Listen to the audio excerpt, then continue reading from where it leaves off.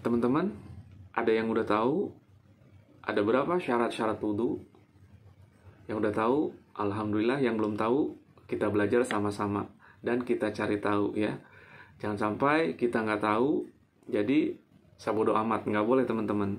Jadi dalam ibadah, kita wajib mengetahui apa syarat, apa rukun yang harus kita ketahui, baik wudhu ataupun sholat teman-teman.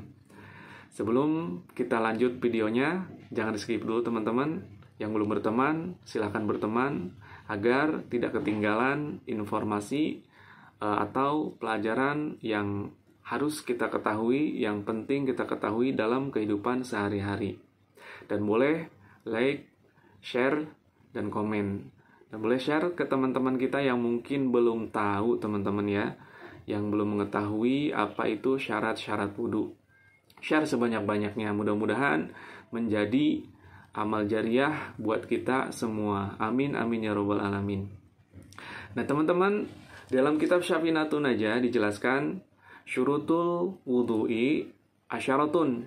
Nah syarat-syarat wudhu itu ada 10 teman-teman. Yang pertama adalah al-Islam. Yang pertama Islam teman-teman. Terus yang kedua at-tamyizu. Yang kedua adalah tamyiz. Apa itu tamyiz? Tamyiz adalah seorang anak yang sudah bisa membedakan mana yang baik ataupun mana yang buruk. Minimal dia bisa cebok sendiri ya teman-teman, bisa mandi sendiri, bisa makan sendiri. Itu sudah termasuk syarat-syarat dalam berwudu.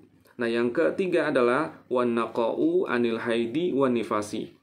Dan yang ketiga dari syarat-syarat wudu adalah suci dari haid dan nifas. Dia harus suci dulu, dia harus mandi dulu ya teman-teman.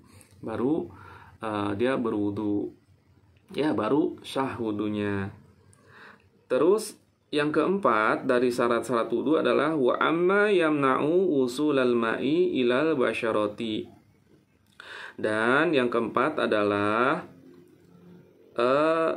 bersih atau tidak ada sesuatu yang bisa mencegah datangnya air ke kulit ya teman-teman. Misalkan ada lilin di tangan teman-teman ya, ataupun cat yang nempel di tangan atau di anggota wudhu yang lain, itu kita wajib bersihin dulu ya teman-teman, baik itu lilinnya ataupun catnya. Bersihin dulu biar bersih, baru kita berwudhu. Agar apa? Agar air wudhu kita menyerap atau masuk ke kulit atau pori-pori kita teman-teman. Nah yang kelima adalah wa an la yakuna 'alal udwi ma yughayyirul ma'a. Dan yang kelima adalah dari syarat-syarat wudu dan tidak ada dari anggota wudu kita, dari anggota badan kita untuk berwudu sesuatu yang dapat merubah air wudu. Misalkan ada tinta ya, kita ketumpahan tinta ya di tangan kita, terus ataupun pewarna ya, zat pewarna di tangan kita yang akan kita wudu ya. Nah itu air bisa merubah ya, merubah ke kulit kita, misalkan jadi merah atau jadi biru ya teman-teman airnya. Nah itu wajib dihilangkan dulu agar air tersebut tidak berubah teman-teman. Nah yang ke-6 adalah wal ilmu bifardiyatihi tuh. Dan yang ke-6 dari syarat-syarat wudu bahwa dia mengetahui itu ya, wajib mengetahui dengan fardu wudu. Nah fardu wudu apa aja itu wajib kita ketahui teman-teman.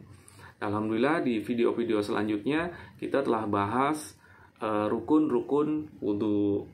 Nah yang selanjutnya adalah yang ke-7 ya teman-teman, dari syarat-syarat wudu wa an la ya'taqida fardhon min furudihi sunnatan tuh.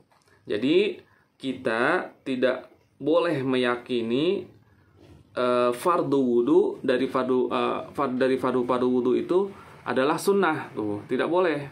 Jadi seolah-olah misalkan tangan terus muka ya, kita yakini itu adalah sunnah ya, bukan fardu. Nah itu nggak boleh, jadi tidak sah syarat-syarat wudunya. Jadi wajib kita mengetahui ya syarat-syarat wudhu ya, atau dari fardu-fardu wudhu itu wajib kita ketahui agar tidak keliru mana yang rukun atau yang wajib, mana yang sunnah ya teman-teman. Nah yang ke-8 adalah wal ma'ut tahuru. Yang ke-8 dari syarat-syarat wudhu adalah air yang suci mensucikan ya teman-teman. Ada air suci tapi tidak mensucikan. Contohnya apa? Misalkan air kopi, air teh ya, air susu. Nah itu adalah air suci ya teman-teman. Boleh kita minum ya, boleh kita minum, tapi tidak boleh untuk berwudu teman-teman. Nah yang ke-9 adalah dari syarat-syarat wudu adalah wadukhulul wakti, dan masuk waktu sholat ya teman-teman. Jadi harus masuk waktu sholat dulu baru berwudu ya teman-teman. Nah itu dikhususkan bagi orang yang sakit, misalkan dia buang-buang air teman-teman ya, sering buang air besar atau buang air kecil ya teman-teman. Itu dia wudunya harus masuk waktu dulu teman-teman. Misalkan waktu zuhur ya, atau waktu maghrib, isya, dia masuk waktu dulu baru dia berwudu. Itu adalah bagian yang khusus atau wudu yang khusus untuk orang yang sakit buang-buang air besar atau buang-buang air kecil. Kalau yang normal seperti kita boleh ya, nggak apa-apa. Walaupun sebelum masuk waktu sholat kita boleh berwudu dulu ya teman-teman.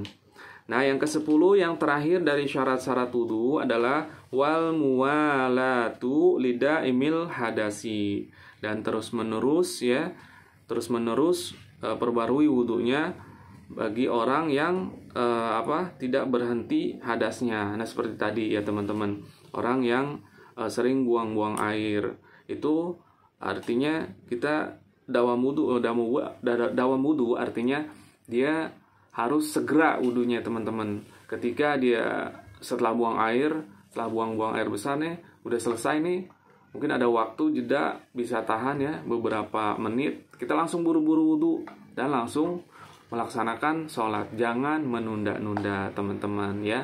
Alhamdulillah, mudah-mudahan video ini bermanfaat khususnya bagi Al-Fakir sendiri dan umumnya buat teman-teman semua yang belum tahu. Silakan share sebanyak-banyaknya.